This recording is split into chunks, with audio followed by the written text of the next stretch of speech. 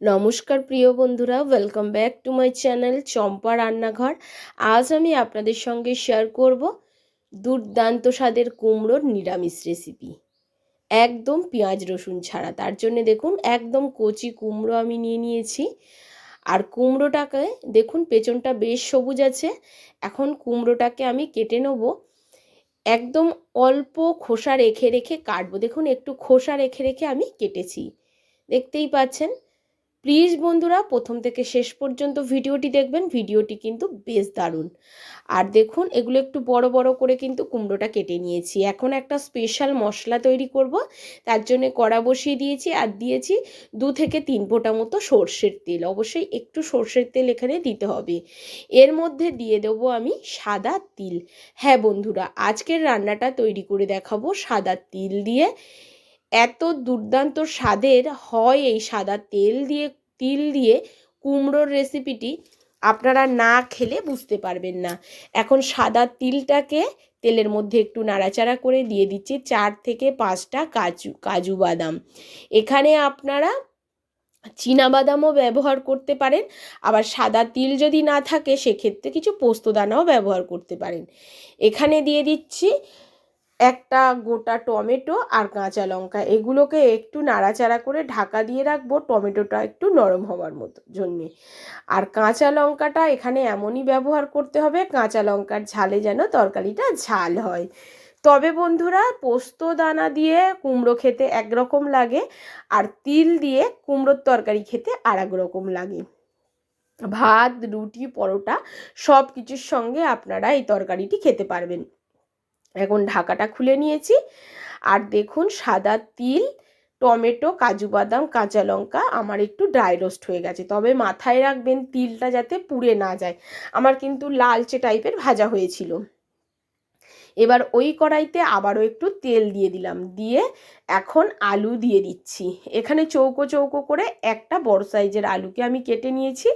এই আলুটাকে একটু লালচে করে ভাজতে হবে তেলের মধ্যে দিয়ে নাড়াচাড়া করে নিচ্ছি। প্রথমে দিয়ে দিচ্ছি একটু লবণ, তারপরে এর মধ্যে দিয়ে দেবো খানিকটা হলুদ গুঁড়ো আর লবণ দিয়ে খুব ভালো করে আলুগুলোকে একটু ভেজে নিতে হবে।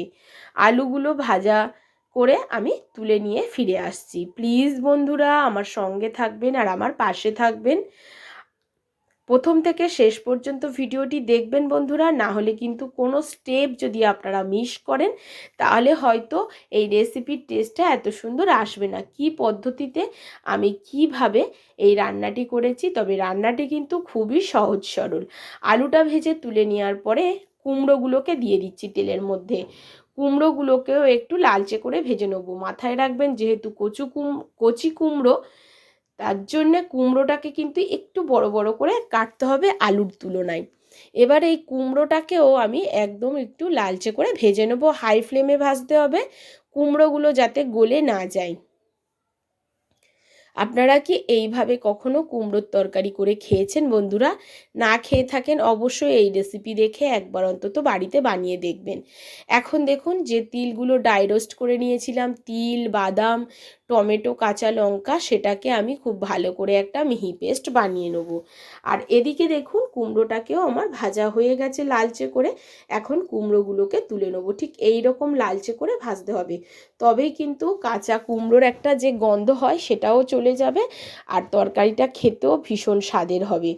এখন ওই তেলের মধ্যে দিয়ে দেব আমি কুমড়োগুলো তুলে নেওয়ার পরে দিয়ে দিচ্ছি 1/2 চামচ গোটা জিরে, একটা শুকনো লঙ্কা আর তেজপাতা, আর দিয়ে দেবো গোটা গরম মশলা।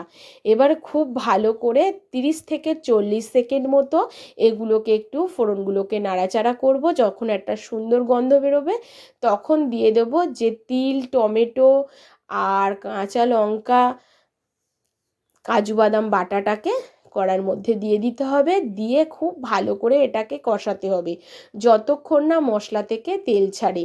এর মধ্যে আর কোনো মশলাই যাবে না বন্ধুরা, শুধু তিল আর টমেটো দিয়েই তৈরি হবে।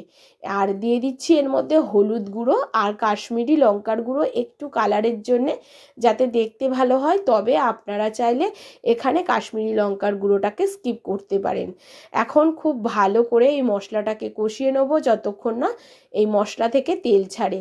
আর এখন দেখুন বন্ধুরা, মশলা থেকে কিন্তু বেশ তেল ছাড়তে শুরু করেছে। এর মধ্যে এবারে দিয়ে দেবো ভেজে রাখা কুমড়ো আর আলুগুলোকে। কুমড়ো আর আলুগুলোকে মশলার মধ্যে দিয়ে খুব ভালো করে মশলার সঙ্গে এটাকে কষাতে হবে। প্লিজ বন্ধুরা, আমার এই ছোট্ট চ্যানেলে আপনাদের সাপোর্ট আর সাহায্যের খুবই প্রয়োজন।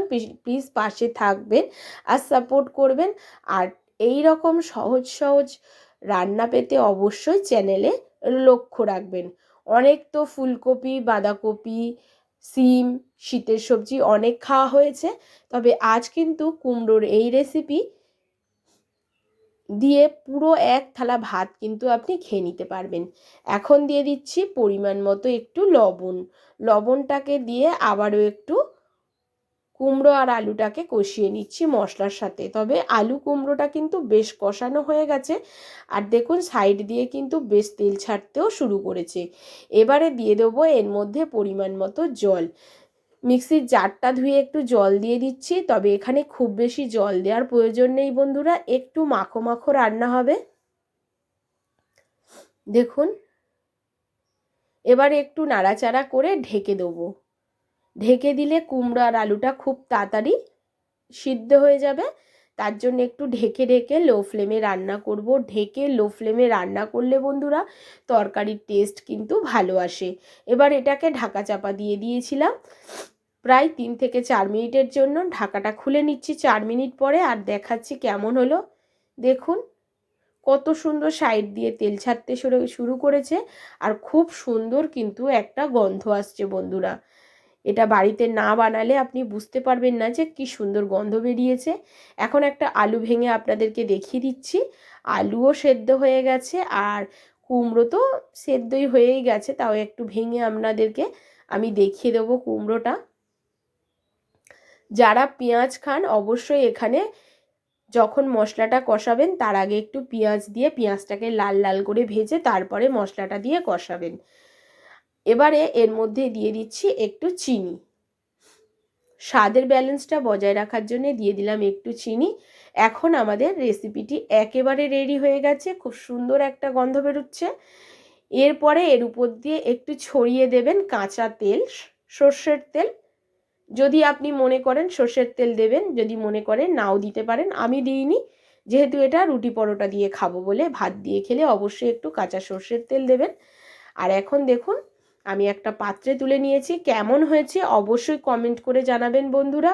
আশা করছি আমার আজকের রেসিপি আপনাদের ভালো লেগেছে। যদি ভালো লাগে অবশ্যই একটা লাইক করবেন, শেয়ার করবেন আর কমেন্ট করবেন। সুস্থ থাকবেন।